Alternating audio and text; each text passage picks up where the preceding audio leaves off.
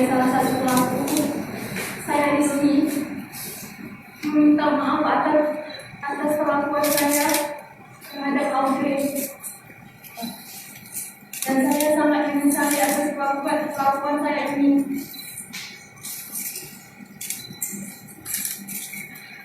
Minta maaf dan saya menyesal atas semua berita-berita ini, terutama dan saya prihatin dengan si Audrey yang korban ini dari semua masalah yang ada. Tapi di sini perlu diketahui, saya di sini juga menjadi korban. Saya ini mengklarifikasi kalau saya bukan pelaku, karena di sini saya dituduh pelaku oleh semua media.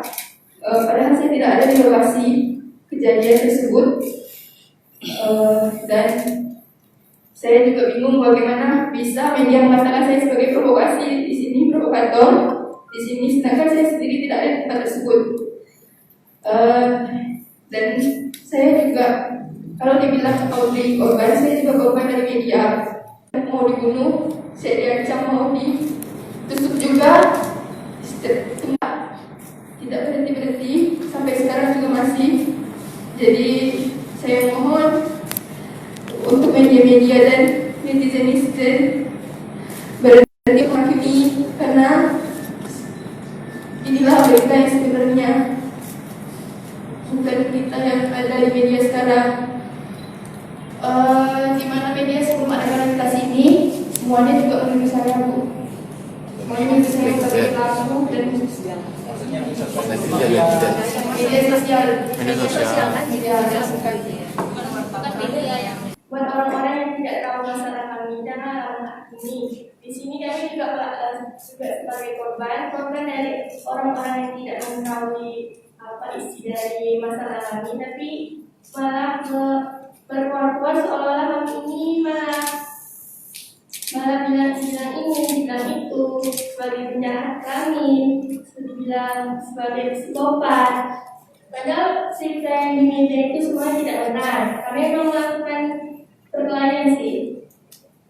Untuk Audrey, saya minta maaf sebesar-besarnya untuk keluarga Audrey telah melakukan perkelahian ini.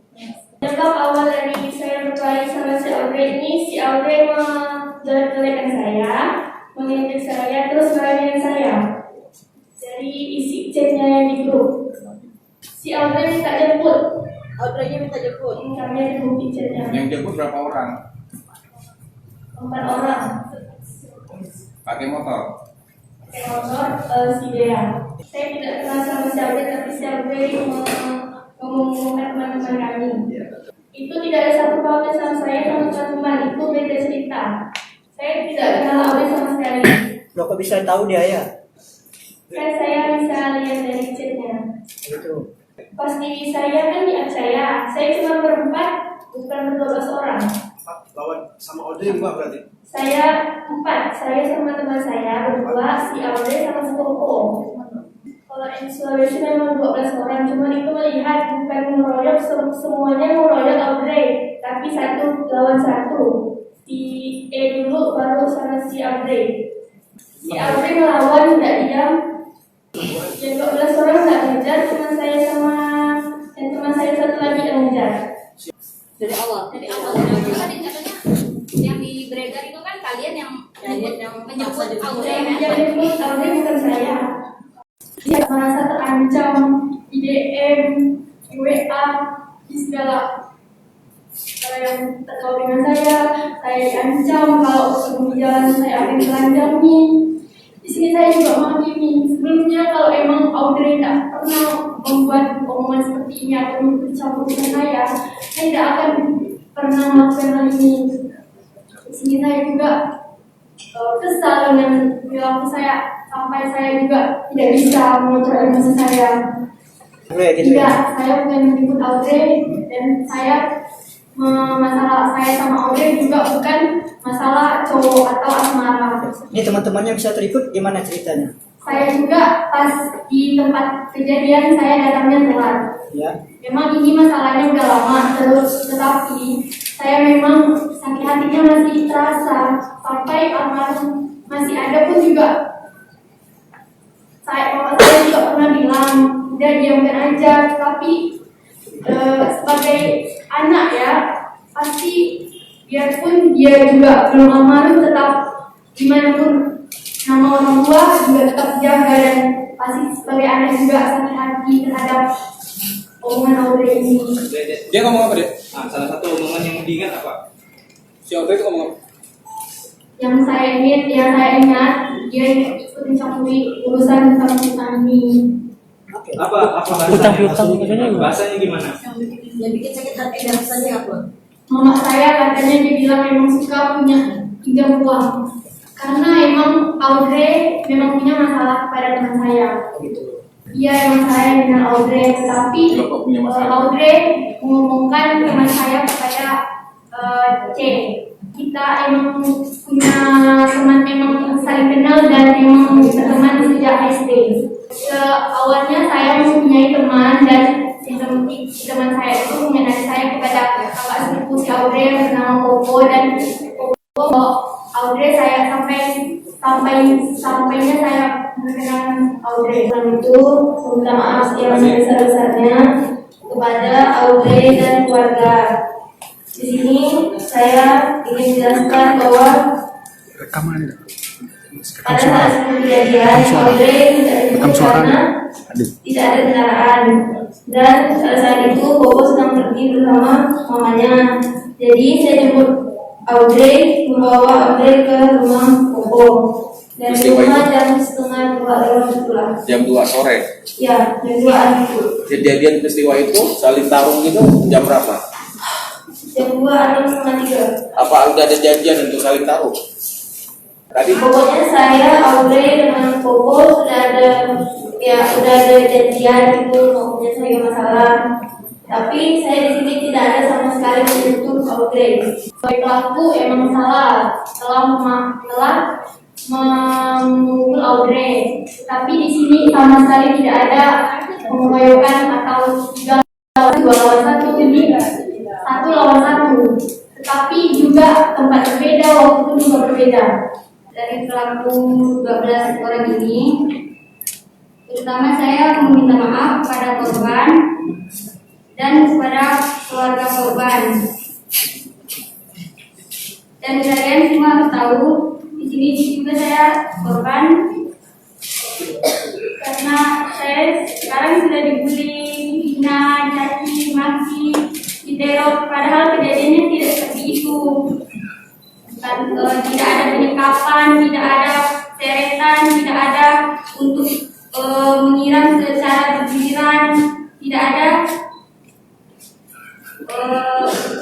membenturkan kepalanya ke aspal, itu tidak ada. Apalagi untuk merusak keperawanannya. Dia yang beredar bahwa saya adalah pelaku pemukul Audrey. Saya di sini dituduh sebagai pelaku. Bahkan saya menonton pun itu tidak lama, saya cuma sebentar. Tapi mengapa akun Instagram itu berani memposting muka saya sampai saya beredar ke TV? Saya ingin orang yang memposting foto saya secepatnya menghapus, karena ini sudah menjadi trending di Pontianak. Bukan hanya di Pontianak, di seluruh dunia. Saya malu, saya tidak merasa tidak ada memukul Audrey. Tapi mengapa saya yang viral, saya yang dikenal orang? Di saat kejadian terjadi, saya pun datang terlambat. Saat saya datang, mereka sudah berkelahi dan sudah ada upaya mencegah.